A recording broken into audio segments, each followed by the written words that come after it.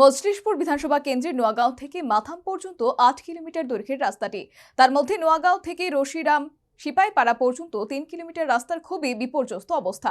রীতিমতো জীবনের ঝুঁকি নিয়ে চলাচল করতে হচ্ছে সংশ্লিষ্ট বাসিন্দাদের। এ নিয়ে সংশ্লিষ্ট প্রশাসনের নেই কোনো হেলদোল, ফলে চাপা ক্ষোভ বিরাজ করছে স্থানীয় বাসিন্দাদের মধ্যে।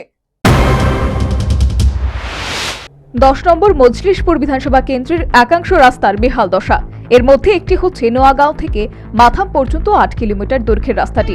এর মধ্যে নোয়াগাঁও থেকে রশিরাম সিপাইপাড়া পর্যন্ত ৩ কিলোমিটার রাস্তার খুবই বিপর্যস্ত অবস্থায়। এই রাস্তাটি মান্দায় আরডি ব্লকের অধীন। বৃষ্টির দিনে এই জায়গাগুলি কর্দমাক্ত হয়ে যায়, যার ফলে কোনো গাড়ি যানবাহন আসতে চায় না। স্কুল, কলেজ, হাট বাজার, রেশন শপ, হাসপাতাল যেতে খুব কষ্ট করে যেতে হয় স্থানীয় বাসিন্দাদের। বর্তমান জোট সরকারের আগে যিনি বিধায়ক ছিলেন ধীরেন্দ্র দেববর্মা, তিনিও এই রাস্তাটির হাল ফেরাতে উদ্যোগী হননি।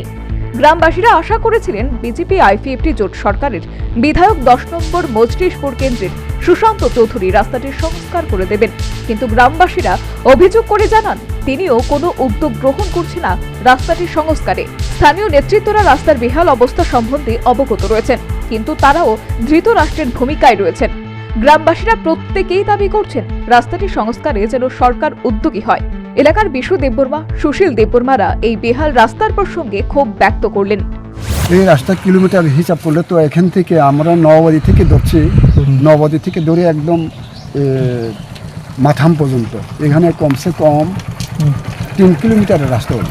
৩ কিলোমিটারের রাস্তা ভাঙা ছিল। ৩ কিলোমিটার রাস্তা ভাঙা। আপনারা জানেন না এর আগে দেখছি কিনা আরও ভিতরে রাস্তা আরও খারাপ, এখান থেকে আরও বেশি খারাপ আছে। আমরা দেখছি যে ৫ বছর আগেও এই রাস্তা এইভাবেই ছিল। আমরা আশা করছি যে বিধায়ক আমাদের এখানে বিধায়ক হওয়ার পর আমরা রাস্তা ঠিক করতে পারবো, কিন্তু উনি আমাদের কাছে এখনও আসেনি বা রাস্তাও এখন পর্যন্ত ঠিক হয়নি। আমরা অনেকবার কিন্তু রিপোর্ট করেছি এই রাস্তার কারণে। আমরা এই নবদী এলাকার আপাতত অনেক ধরনের বৃষ্টি আসার পরেও আমরা হেঁটে যাইতে পারছেন না, খুব কষ্টতে আমরা আছি। যা থেকে আমরা বিধায়ক এই রাস্তা ঠিক করে দিলে খুব আমাদের জন্য। এখন দেখার সংশ্লিষ্ট প্রশাসন এই বিষয়ে কি পদক্ষেপ গ্রহণ করে। Bureau report, news vanguard.